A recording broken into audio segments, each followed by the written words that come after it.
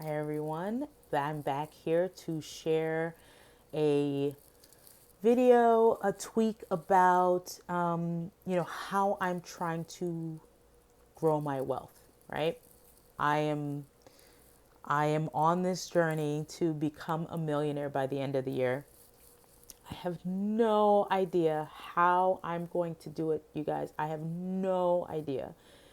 But that is a goal, and I have set that goal with the intention of being able and with the intention of building a life of time and money freedom, right? Like to me, having having that capacity to build wealth or build time and money freedom. I know I'm putting it in a number, but really what I'm trying to establish is a lifestyle.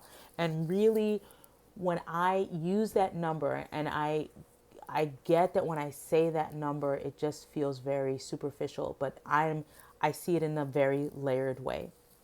And the way that I see that number is representative of me having figured out how to leverage my time and how to create income producing assets that then don't require me to be like one on one with a client or I don't know, right? But the way that I'm making my money now is through working, right? And I love working and I probably will never stop working, but I think it is the capacity to say, okay, how do I work smarter? How do I work smarter and not necessarily harder? I'll work hard, but how do I work smarter, or how do I learn how to leverage my time in a way that like I will get more bang for my buck, with 1 hour of time. So that is that is the goal for me, is like trying to learn how to work smarter, not necessarily harder, right? Because as a therapist,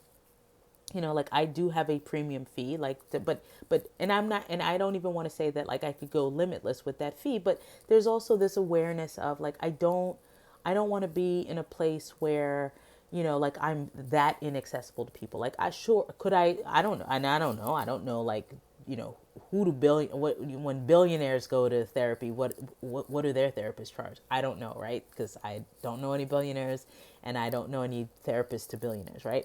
But like a billionaire therapist could charge like $1,000 an hour and see like four or five and make like five figures or what have you, or could write books or all of these things, right? So there's an aspect for me of me seeing clients and raising rates is not the answer, right? Like I think for me, it's not the answer in that right now I can charge my fee and it's a premium fee, and that fee allows me to take trainings, and that allows me to put money aside for insurance and for like my office rent and all of those things.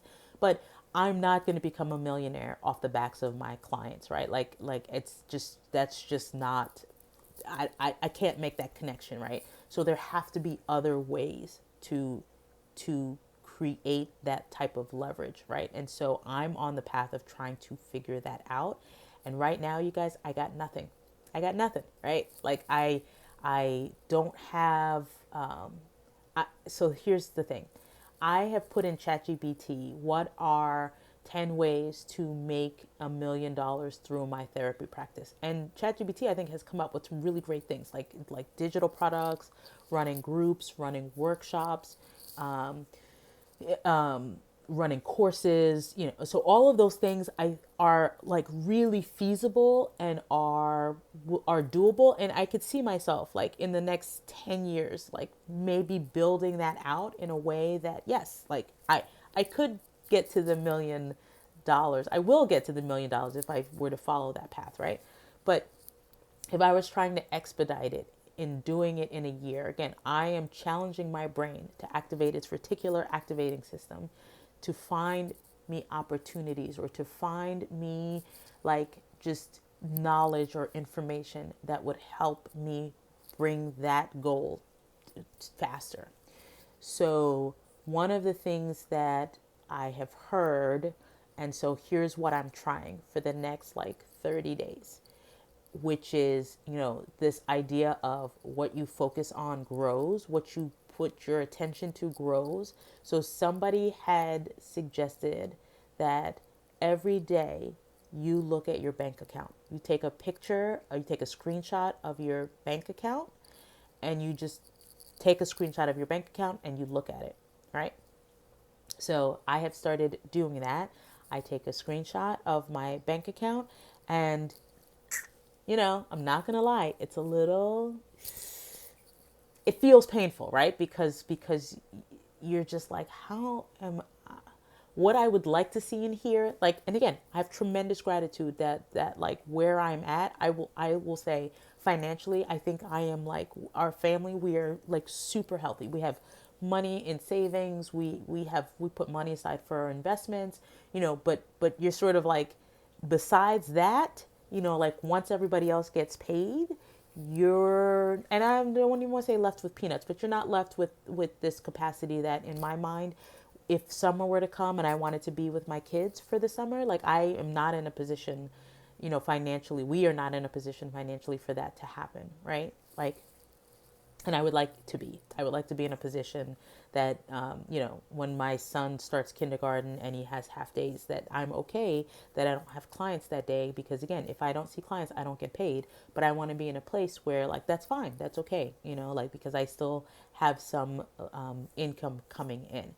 And so the three things that like that have come to me is what you focus on grows. And so what I focus on is like looking at my bank account every day, looking at seeing like the account balance, and then also looking at the spending, right? So part of that is then also in looking at the spending, and just like, again, having conscious awareness of like, what are we spending our money on, right? And can you make a game out of like, ooh, like, can we spend less than this week, or spend less than this month, right? I think the more that I look at my bank account, the more that I find myself being like, man, is there ways to make a game out of saving money, right? But I also will not do it at the expense of like penny pinching, and like, we're not going to go do pizza Fridays, like, I'm not there yet, right? And I get that I need to get there, but we're not there yet, right? Right now it's just like, we have birthday parties that we have to shop for. We have like, my son is in all kinds of activities that we're having to pay for. And if we're going to cut that out, well, like, again, just to be able to say like we're saving more money, we could do that, so I'm entertaining that possibility. But for now, my focus is like, let me look at what's in our bank account every day. Every day I look at our bank account. Every day I look at like our investment accounts. Every day I look at our savings accounts. Every day I look at what we're spending. And just the ability to do that. Again, looking at the savings account, and we have a high yield savings account at American Express. I don't have any affiliation to them, but I've always grown up with American Express. And right now we're getting like 3.8% a return on whatever's in there. So I find myself being like, oh, I don't know, did I make like $2 this month? Like, which is like a yay, whatever, right? So just in seeing that and seeing the income grow, like, I'm more motivated to say like, I want to put, if I can get an extra, if I get an extra client this week, that session fee is going to go into the Amex, and it's going to grow by 3.8%. And that just creates that kind of mindset around that, right? So looking at the bank account every day, looking at the investment accounts every day, just because now the investment accounts, you can't do much about it, right? Because that the market fluctuates, and your job is to not freak out about what's happening in the market. That's the other thing. Your job is to not freak out about what's happening in the market. It will go up, it will go down, it will go up, it will go down, right? But like, inherently, you're seeing that it's tracking upwards, right? Like, it's just tracking upwards, and you just know that it's tracking upwards. So, but just to see the growth is to be like encouraged and inspired to be like, okay, like, I'm really going to work to put like an extra $5 or extra $10 in the investment account. And we have like 401ks and Roths and IRAs, but we have like an Acorn account that takes the acorns, takes the change and invests it for you. So again, seeing that acorn account and seeing the little pennies like kind of lead to dollars and all of that stuff just encourages me to sort of stay focused on where is my money going, right? Like trying to give every dollar a job is like something that's in the back of my mind. And then here is the third sort of mantra that is like ruminating in the back of my head that I find myself being frustrated by, and it is what it is. I'm just frustrated by it. But someone said, your job is to get your money to make you money, right? So hypothetically, the thought should be that for every $1 that you bring, like through your work, like seeing a client, is like, can you get that income to produce more income for you? Now, again, whether that's through investments, whether that's through, and I don't even know, right? Through real estate, through courses, through a mentor or a coach, you know, what can the money that you do make, how do you get that money to make you more money? And the struggle for me is I haven't figured that out yet. I haven't figured out how to get that dollar to make me like $2, right? Yet. Besides obviously putting money in savings and putting money in the stock market, like the turnaround time for me through like, oh, I'm going to invest in a Cricut, and then the Cricut is going to create decals and I'm going to sell the decals on Etsy. Like there is just this sense of like, what do I do with this money? Where do I divert that dollar in a way that might make me like income? Now, I say that with a full understanding that whatever plan I will pursue, like it's going to take a long time. It's not like all of a sudden now, because I'm now expert. Like I'm not like putting it in something expecting a turnaround time of 24 hours. If I have to create a digital product, if I'm doing YouTube videos, if I'm doing and I need to spend money on a Ring camera, or I don't know, like whatever it is, understanding that whatever I do now, I will not see a return on investment for months, maybe even years, right? So I think the struggle for me is trying to figure out what direction to focus on so that I can say I'm going to go all in on this thing for a year, 2 years, with the feeling of like I'm not going to get return on my investment for maybe a year, 2 years, right?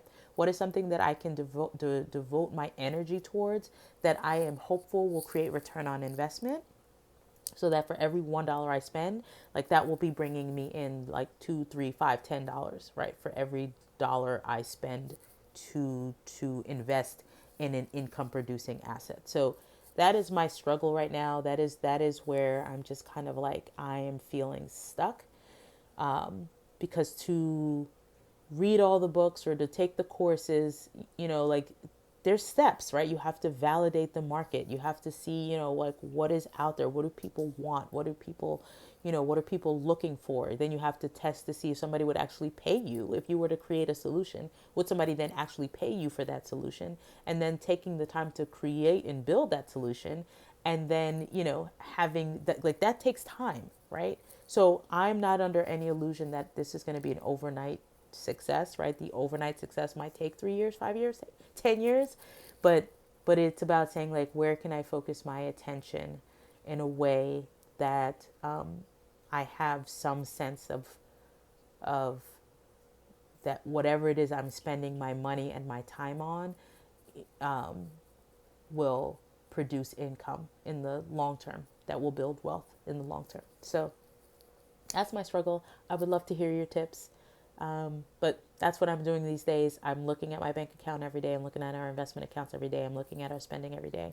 I'm reading books. I'm reading money books. I'm working on my beliefs. I'm working on changing my limiting beliefs, my blocks, my money blocks. And then just kind of sitting with the universe and asking it to guide me on, you know, what are the income producing assets that I can create so that money makes money for me. So I would love to hear your suggestions, how long it took for you, where you're at, and yeah, I'll see you in the next one. Bye, guys.